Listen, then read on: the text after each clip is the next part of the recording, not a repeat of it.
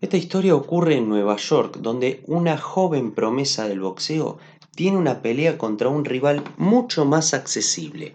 Algo totalmente rutinario se iba a transformar en la noche más negra de la historia del boxeo. Nadie iba a imaginar que el débil iba a avasallar al fuerte y que detrás del combate existiría un crimen. En el Madison Square Garden de Nueva York, el 16 de junio de 1983, se escribía uno de los episodios más oscuros en la historia del boxeo. Una de las peleas de la noche estaba pactada entre una joven promesa llamada Billy Collins Jr. de 21 años contra de Luis Restó, un puertorriqueño de 29. Ninguno sabía que esa pelea iba a poner fin a la carrera de ambos. Billy Collins se había criado en el seno de una típica familia trabajadora de Tennessee con una pasión bien arraigada por el boxeo. Su padre, Billy Collins Sr., había sido un exitoso y respetado pugilista y no tenía dudas de que su hijo poseía el talento para convertirse en un futuro campeón. Bajo la instrucción de su progenitor, no demoró mucho para que Billy Collins Jr. llamara la atención de los promotores de boxeo. Él tenía un estilo donde rara vez retrocedía, muy parecido a Monzón. En aquella época ostentaba una marca increíble de 14 victorias en 14 peleas, 11 de las cuales habían sido por nocaut. Pero los Collins anhelaban mucho más y querían el título mundial. El promotor de Collins le había buscado un adversario a su altura.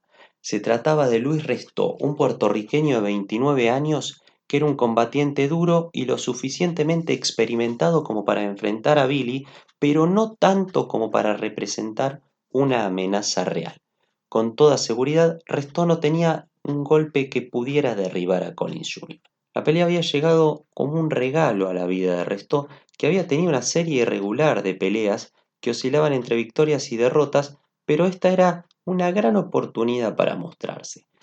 Tenía enfrente la posibilidad de ganarse un lugar como estrella ascendente del box y Billy era visto como el favorito, Restó como el punto. La pelea inició pareja, pero de forma sorprendente a partir del tercer round, Luis Restó se puso al mando de la contienda. El mundo del boxeo estaba impactado al ver un completo dominio de Restó sobre Collins Jr. El puertorriqueño lanzaba una serie de violentísimos golpes al rostro de Collins que resistía valerosamente esa masacre. En determinado momento, en un intervalo entre rounds, una cámara de televisión se enfoca sobre Collins Jr., que llega a decir que Restó era mucho más fuerte de lo que él creía y que parecía que tenía ladrillos en las manos, pero se negó a que su padre detuviese la pelea. Prometió noquearlo. Tras 10 violentos episodios, la pelea llegaba a su fin. Pese a que nunca había sido noqueado en su vida, Collins Jr. estaba terriblemente herido. Su rostro era una masa deforme y asustaba a todo aquel que veía la pelea. Su posición cabizbaja no escondía su decepción. Por primera vez lo habían derrotado. Del otro lado, Luis Restó levantaba las manos en señal de victoria. Un luchador promedio, sin proyección y sin expresión alguna en el box, acababa de hacer historia. Luis Restó se dirigió a Billy Collins, ambos se dieron la mano y Restó también saludó al padre de Billy, y es ahí donde algo pasa. Veamos la imagen. El experimentado Billy Collins, un hombre que pasó toda su vida dedicado al boxeo, parecía no creerlo. Al tocar los guantes de Luis Restó, sintió algo. Restó intentó zafarse, pero Billings lo aseguró apretando los guantes y en ese momento el retador hizo una mueca de dolor. Había algo en el interior de los guantes del puertorriqueño. Inmediatamente solicitó a la comisión que incauten los guantes. Luis Restó y su entrenador habían removido la espuma del interior de los guantes sustituyéndola por yeso. 2 semanas después de la pelea, Restó y su entrenador, Panamá Lewis, eran expulsados del deporte por el resto de sus vidas. Ambos fueron juzgados y condenados a 2 y 3 años de cárcel.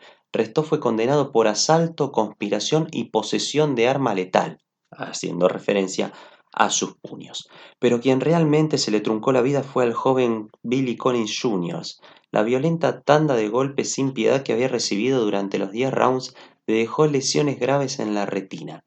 Casi perdió la visión y se le prohibió volver a pelear. Su brillante carrera había llegado a su fin con una enorme depresión debido a su carrera frustrada. Pero aún faltaba algo más, que era el trágico final. Billy Collins Jr., 9 meses después, a los 22 años de edad, moría en un accidente automovilístico.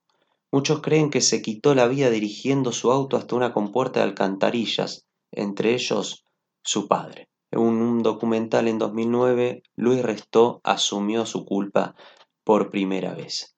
Esa fue la noche más negra en la historia del boxeo. Gracias por haber visto este video. Si va a pelear, por favor, hágalo limpio y trate de que su vida no sea infausta. Nos vemos el próximo viernes.